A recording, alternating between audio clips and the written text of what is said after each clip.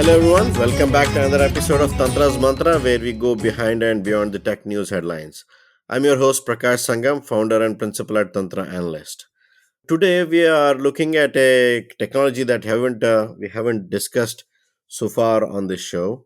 It's one of the airlink technologies used for IoT, specifically for devices like sensors that are low power, low traffic, and need long range and long battery life.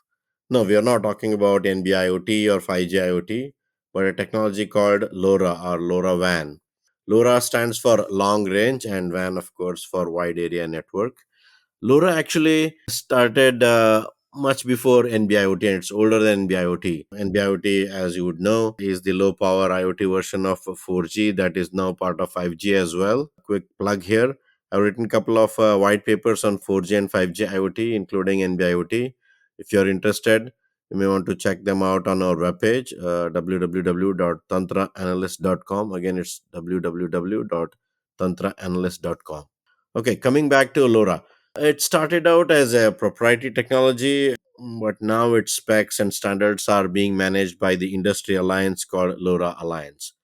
With massive IoT being one of the key parts of 5G, the natural question is where LoRa fits in and whether LoRa and 5G are complementary or competitors. If so, you might ask, how do they complement each other if they are indeed complementary? And specifically, where does LoRa shine? Also questions like whether operators or enterprises looking to use LoRa have to run both cellular and LoRa networks in parallel and so on.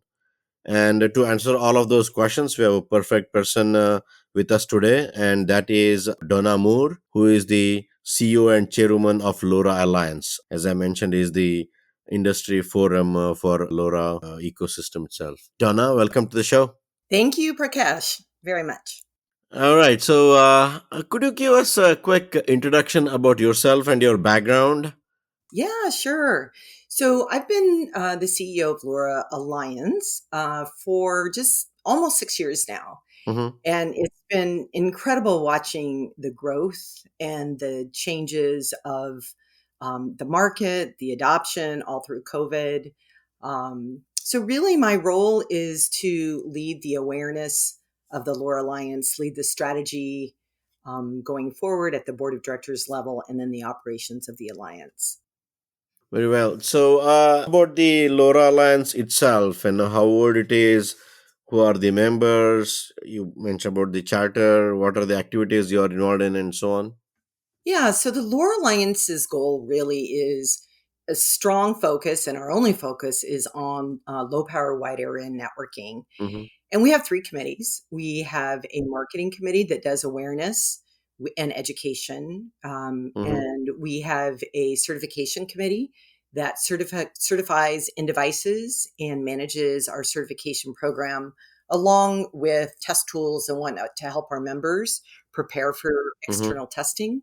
And then we have our technology committee Mm-hmm. that develops and expands the LoRaWAN standard based on market needs. And I think there was a report recently with LoRa market size and a number of connections and number of networks and so on. Could you give us a quick overview of where the market stands for LoRa today?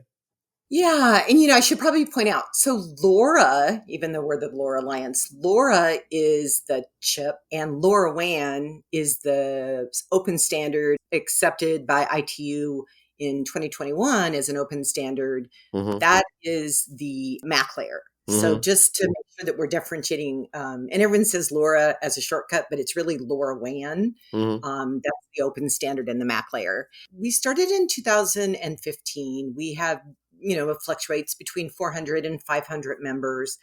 They are from the entire value chain, because the thing with IoT is that you really need all the members represented from, device makers all the way to application providers and everything in between, the Mm-hmm. network and whatnot. Mm-hmm. So we have an incredible breadth and depth and global ecosystem throughout the LoRa Alliance. Very well. So, any idea on how many networks there are out now? Both public and private using LoRaWAN. You know, Mm-hmm. We are global, and our networks are pretty much in every country around the entire world. It's hard to grab the number because there are public and private. I would say that, the private networks are probably about 60% Mm-hmm. of the market and the public is 40%. It really just depends on the actual use case need and the needs of the customer. Mm-hmm. And we don't just have public and private networks. We have Mm-hmm. community networks, we have satellite networks, and we have hybrid networks where you can, transfer between the different networks. So Mm-hmm. it really depends on the use case as to what is the best fit. And unlike cellular, I would say that, you may want a CapEx model where you're buying and it makes sense and you want a private deployment. Or you may want a service model. And so you would go with cellular. But they're very different in terms of what LoRaWAN is, a wide area networking, does versus 5G. And they're very, very, very complementary. LoRa's strength is the massive IoT, which is about 75% of the IoT market. Mm-hmm. And that is the fact that we are, we long distance, deep penetration in through walls, still concrete, overseas, in rural areas, very low cost to deploy. And again, many, many, many options for deployment. And so, and it's low data rate. Like that is what we're focusing on. We're never looking to do massive IoT with Mm-hmm. like 5G, which is for critical type of IoT deployment. So that's about 25% of the market. And that is, real time. That's video, that's audio, that's emergency services. We don't do that space. That is not our strength. That is not our focus. Mm-hmm. Our focus is 75% of the low data of things that need to measured to act on and to incorporate into existing systems for, automation. It's very different than 5G. And we work great with 5G because we complement different needs. There are indeed complementary. I mean, there is some overlap between what NB-IoT provides and what LoRa WAN provides, right? Especially the extremely low traffic, low data rate, and long range, long battery life one. But Yeah, let me just say the difference is with NB-IoT. NB-IoT is really strong in China. mm-hmm. And that was because the government in China subsidized the development and the deployment of NB-IoT. Mm-hmm. Everywhere else in the world, LoRaWAN is the number one deployed LPWAN standard. And while there are some similarities, the difference is that, NB-IoT really isn't private. It doesn't penetrate the same as LoRaWAN. And if you want to, have your own private network, it's not going to be with NB-IoT. And the biggest difference, honestly, is that the service providers, the network providers, I just don't think that they're finding the same kind of business model that they're used to with the low data rates. It's just not the same drivers to the bottom line as it is with cellular. And so I think that's why we're not seeing it being driven outside of China as strongly as LoRaWAN.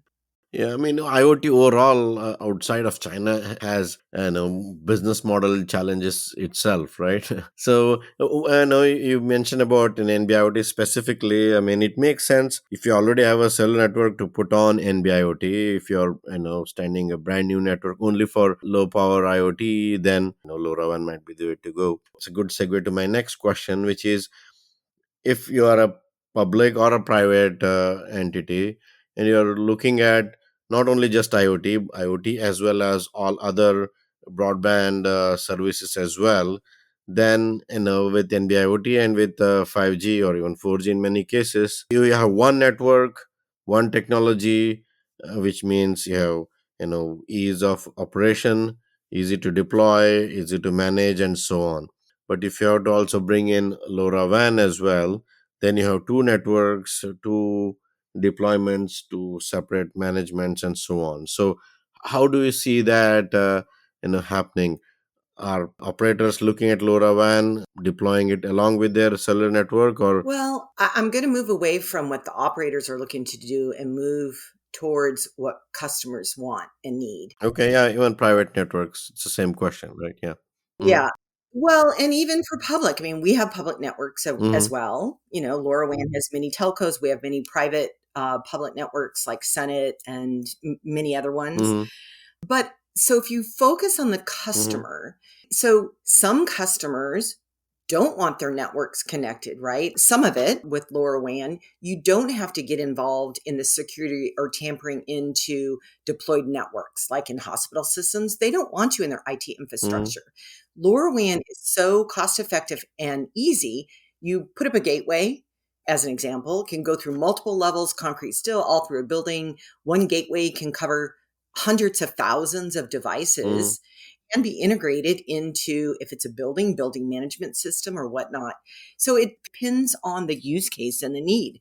Now, having said that, we have liaisons with Wi-Fi and Bluetooth and many deployments with 5G, and we have deployments with RFID and DLMS and IPv6 because both technologies are needed. So many of them, like IPv6 and DLMS, they run over LoRa WAN because it extends their use case and the value of for extending their market. Mm-hmm. So it really depends on the customer needs. And are telcos doing it? Yeah, many telcos are doing LoRa WAN. I see telcos that have added LoRa WAN to their satellite. So they have a 5G and LoRa WAN satellite to Earth. So but it's about the needs of the end user. And there are many things LoRaWAN does that cellular cannot do. And again, many things cellular does that LoRaWAN does not do. And so it's not about the hassle of two different networks, because LoRaWAN's networks are not like you need to put up a tower and you need to have, everything else. It's a gateway for $500, $300, whatever, that, you can put up, and it handles hundreds and thousands and penetrates very differently than cellular and costs significantly differently than cellular. So it is 100% complementary. And with any of these technologies, it's based on the use case. Some use cases just require LoRaWAN. Some might require LoRaWAN and 5G. Some require LoRaWAN and Wi-Fi. And so it's not like, hey, you have to manage two separate networks. And again, many people like the fact, or many end users like the fact, that LoRaWAN does not tap into their security and their current IT systems. Yeah, that's interesting point. That I mean, for security reasons, they want it to be totally separate, especially private networks. They're not even connected to the internet. Right. And I think cost is a key consideration as well, because the LoRa WAN device and the deployment costs and the management costs are so low compared to a running a cellular network. I think that it becomes Very really much. attractive, especially for those use cases as you mentioned. Yeah, it really is. So you talked about mix of public and private networks. So what are some of the considerations when enterprises or customers looking to whether use a publicly available LoRa network versus deploying their own? And again, I'm going to talk about, we have satellite and community networks as Yeah. well. We are just working on a PR that's going to talk a lot about what's happening in satellites. Mm-hmm. And we have Fleet and Eulostat and EchoStar and Wild that are, satellite companies within the organization. So I just want to say there's more than just public and private. Indeed. I'm just going to keep going back to, it depends on the use case needs. So Mm-hmm. some companies, they want to buy the equipment and manage their own low power wired networking, right? They want to manage it Mm-hmm. all. That's important to Mm-hmm. them. Others want to be able to roam. And so they may, and with LoRaWAN, many of our networks can roam from a private to a public to a satellite back down to private if, maybe over the seas, or if, assets are on the Mm-hmm. move, you can track it that way. It also depends on, again, ultimate cost. It depends on, are you penetrating underground and steel and other very hard to reach locations? That would be LoRaWAN. If you are out in rural areas where there's no cellular, maybe it's a satellite that you need out there. So, and for a backhaul. So the nice thing about LoRaWAN is that it's really flexible, and and we as an alliance and our members really promote It is about addressing the needs of the end users. And they all have different needs because there are so many verticals, right? We've got Mm-hmm. agriculture and smart buildings and smart cities and industrial IoT and logistics and utilities, and they all have different needs. Indeed. And I think one of the benefits of LoRa WAN is that it is much easier to deploy and manage even for private entities. One of the challenges that are seen in 5G and cellular private networks is that IT folks from the enterprises, they don't have a cellular skill set at all, and deploying and managing a cell network with small cells and others, now it is much more simpler than what it was because everything is containerized now. But that still is a major hurdle in proliferation of cellular private networks. Have you seen that on LoRaWAN, or has that been a consideration? As an alliance, our focus over the last several years really has been on ease of development, Mm-hmm. ease of deployment, and security. And just as an example, I mean, that's what our technical committee has really focused on producing evolving specifications for. And so, as an example, over the last few years, we launched firmware update over the air, right, to make it easy and cost efficient Mm-hmm. to update all your devices over the air. We launched recently Mm-hmm. long range frequency hopping spread spectrum, Mm-hmm. which really helps for capacity, Mm-hmm. right? And especially with the satellites, we launched QR code for device onboarding. So it automates the whole process of scanning the devices and getting them deployed. So it saves time and money and ease of Mm-hmm. deployment.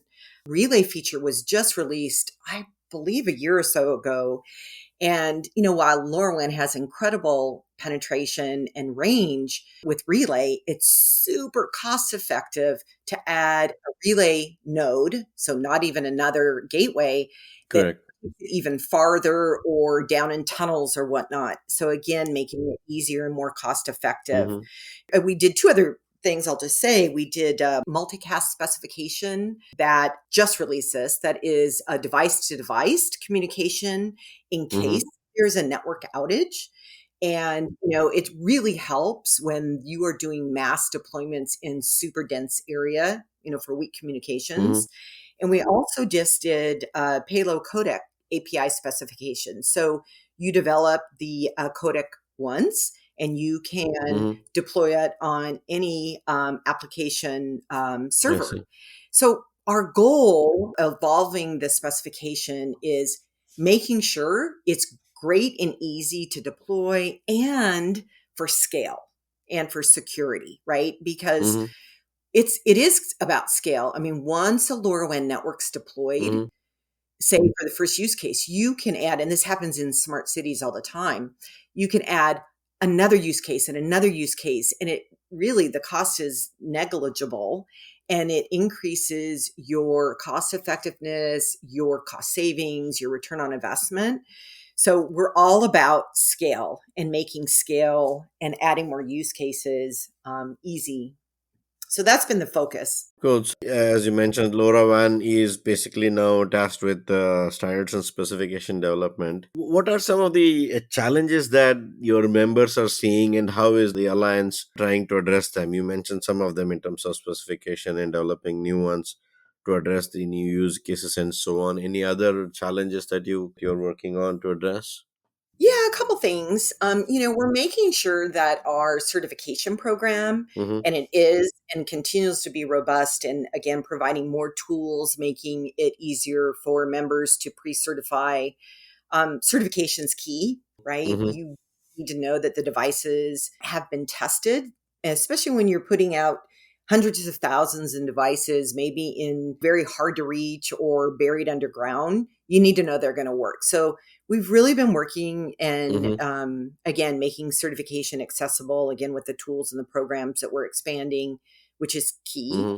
Listeners, I would say, buy LoRaWAN certified devices. There are many others out there made as well, but you don't know if they're going to work as intended.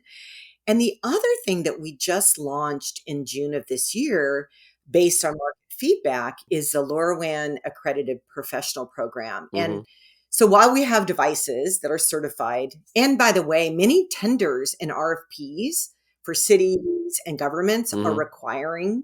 beginning to require LoRaWAN certified devices in the tenders, just FYI.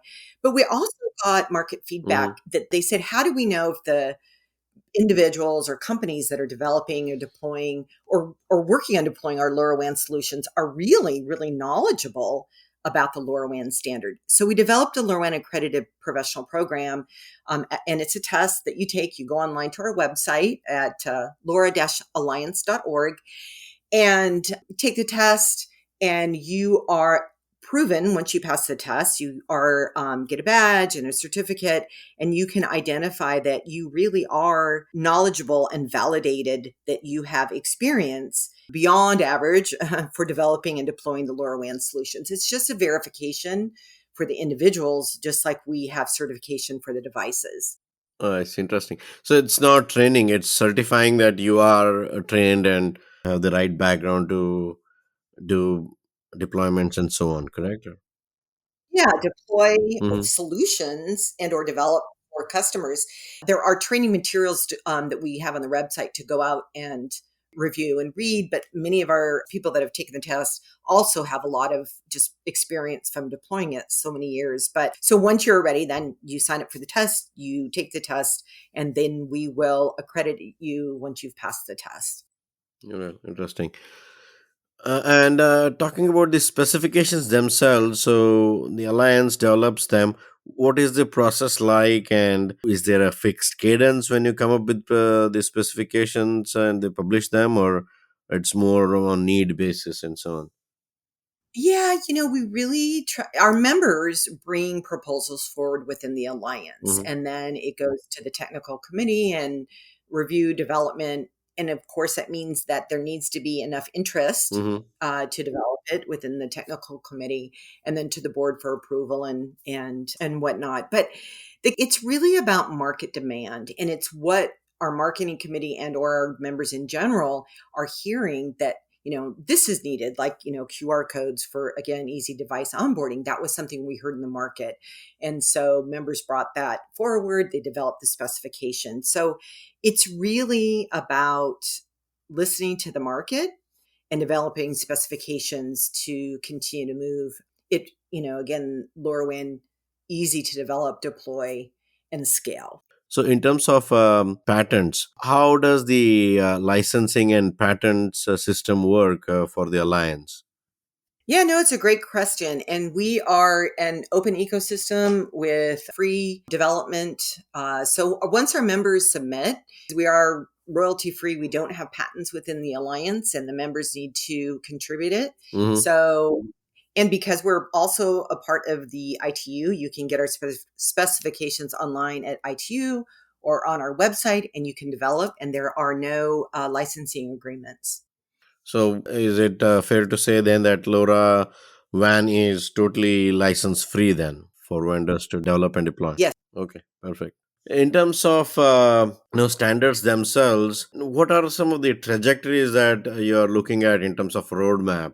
Is it going to be just low speed and low power, long battery life for the foreseeable future, or are you looking to scale up in terms of higher speeds for higher traffic device and so on? Or No, we are very committed and very focused to staying focused on our strengths. Again, like Mhm. long distance and deep penetration, long battery life, low data rates. That is our strength, and Mhm. and that is 75% of the IoT market, and we are staying right in that space. Mhm. And we're really not looking to get distracted by trying to do everything. What we do exceedingly well and the very best out there. Mhm. And the market in that space is really unlimited.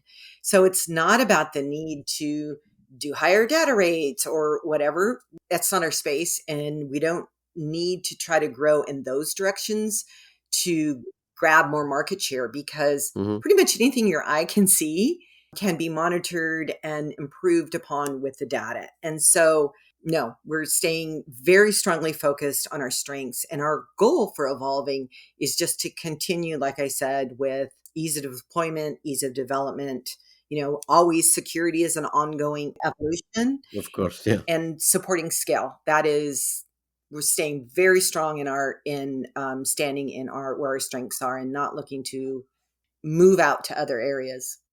Okay. Just to paraphrase, it's basically continue to improve performance security rather than newer features or newer capabilities and so on. Well, newer features or capabilities within the low power wide area. Within the same power and traffic and all that. Right, Okay, makes sense. right. Makes sense. So I think we covered a lot of ground. Any other things that we missed in our discussion regarding LoRaWAN that you would like our audience to know about? I would just say, if anyone's looking to deploy LoRa WAN, getting on the LoRa Alliance site, so it's LoRa-Alliance.org.